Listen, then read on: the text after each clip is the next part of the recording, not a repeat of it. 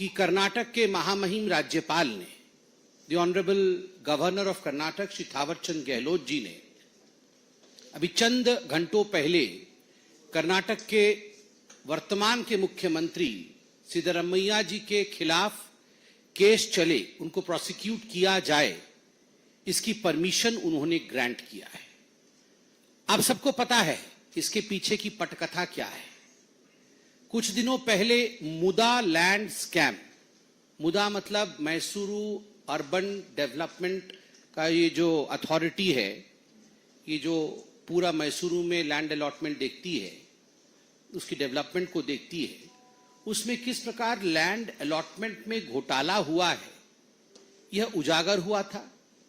उसको लेकर कुछ सिविक सोसाइटी के लोगों ने, जो हमारे सिविल सोसाइटी के इंटेलेक्चुअल्स हैं, उनमें से कुछ टीजे अब्राहम, प्रदीप जी, स्नेहमयी कृष्णा, इन लोगों ने कर्नाटक के गवर्नर थावरचंद गहलोत जी को एक पिटीशन दिया था और पिटीशन में they had demanded that a permission should be granted for prosecuting the chief minister of Karnataka.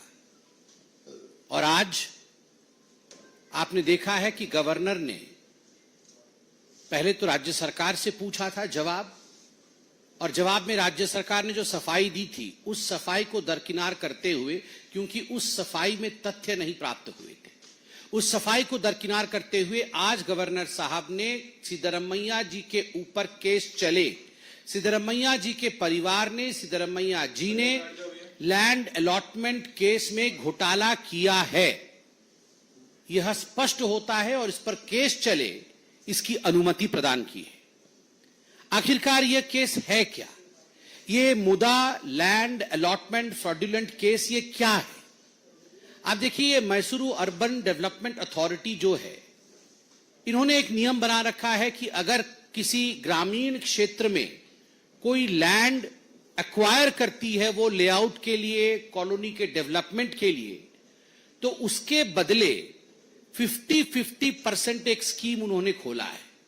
अर्थात अगर लैंड ग्रामीण क्षेत्र का उन्होंने लिया है तो उसके एवज में जो कंपेंसेशन दिया जाएगा वो शहरी क्षेत्र में, जिसको अंग्रेजी में आप अप मार्केट एरिया कहते हैं, जहां ज्यादा लाभ होने की संभावना है, जो डेवलप्ड एरिया है, उस अप मार्केट एरिया में आपको 50% जमीन दिया जाएगा ताकि आप कंपेंसेट हो सको अपने ग्रामीण क्षेत्र के जमीन के।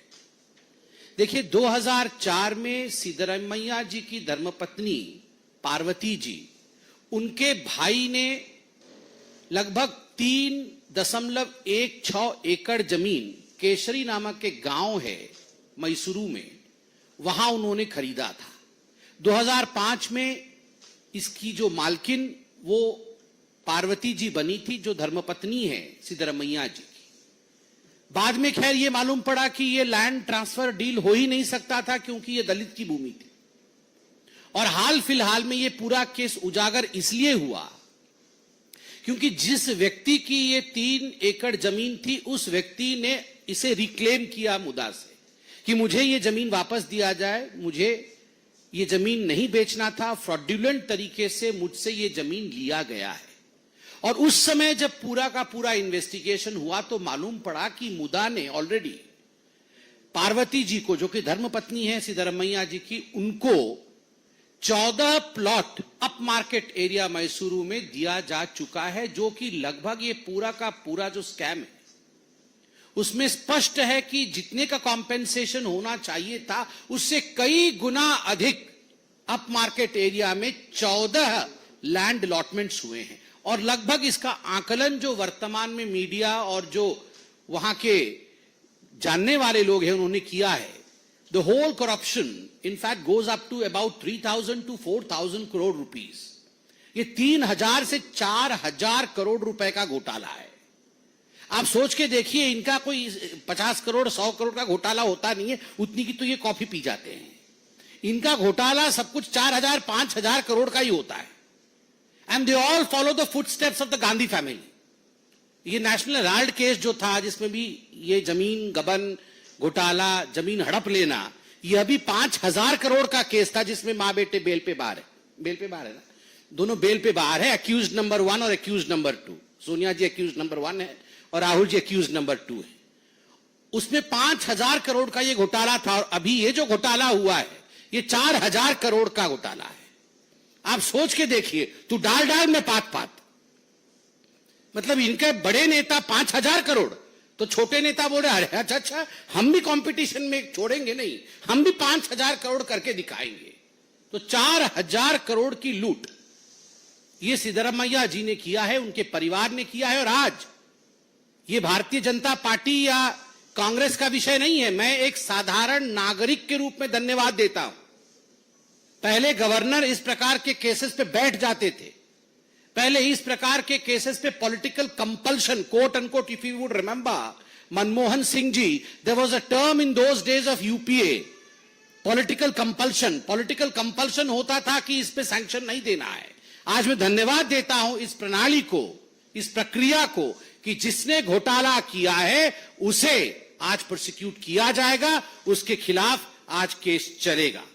और केवल यही नहीं, आप सबने देखा होगा, वैसे तो ये केस मुदा घोटाले पर है, फ्रॉडुलेंट लैंड अलॉटमेंट पर है, बाकी विषय जो घोटाले के कर्नाटक पर हैं उस पर भी अभी तेजस्वी जी आपकी नजर आकर्षित करेंगे।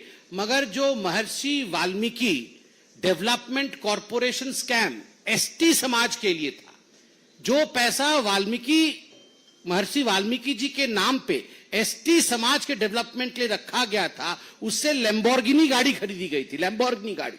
आप सोच के देखिए। और सिद्धरामैया साहब on the floor of assembly he agreed that well yes, इतना बड़ा नहीं, थोड़ा सा और कम कर दीजिए, वो तो ट्रांसफर हुआ है पैसा। आप सोच के देखिए, इस निर्लजता के साथ कर्नाटक में घोटाला हुआ है और आज पूरी देश इस बात का गवाह देगा कि हां, मोदी जी के इस राज में जो भ्रष्ट होते हैं उन्हें छोड़ा नहीं जाता है। और अभी मैं टीवी में देख रहा था कि कांग्रेस के अध्यक्ष मल्लिकार्जुन खड़गे वो बेंगलुरु पहुंचे हैं और वहां नारे लग रहे हैं, गवर्नर हाय हाय के नारे लग रहे हैं। मैं तो मल्लिकार्जुन खड़गे जी से पूछना चाहूंगा, वैसे आप देख सकते हैं मैं काला बैंड भी पहन के आया हूं क्योंकि मैं डॉक्टर फेटर्निटी का हूं और आज देश के तमाम डॉक्टर्स काला बैंड पहने हुए हैं, मैंने भी काला बैंड पहना हुआ है। तो मैं मल्लिकार्जुन खड़गे जी से पूछूंगा, घोटालेबाजों को बचाने के लिए तो आप बेंगलुरु चले गए, मगर कलकत्ता जाएंगे क्या? लड़की हूं, लड़ सकती हूं, प्रियंका वाड्रा ने कहा था। राहुल जी और प्रियंका जी कलकत्ता जाएंगे क्या? या घोटालेबाज सिद्धरामैया जी को बचाने के लिए आप सब बेंगलुरु जाएंगे? वैसे मुझे लगता है हमारे प्रेस कॉन्फ्रेंस के बाद आप लोग डीके शिव कुमार जी से थोड़ा ज्यादा पूछताछ करिएगा तो बहुत कुछ, वैसे आप इनफॉर्मली करिएगा, डीके शिव कुमार जी से फॉर्मली कुछ मत पूछिएगा, वो तो वही बताएंगे जो कांग्रेस बता रही है। मगर थोड़ा उनके घर जाइए, थोड़ा इनफॉर्मली चाय डीके शिव कुमार जी के साथ पीजिए, शायद कुछ तथ्य हमसे छूट गए हों तो पूरा तथ्य डीके शिव कुमार जी आपको देने में सक्षम होंगे। बहुत बहुत धन्यवाद।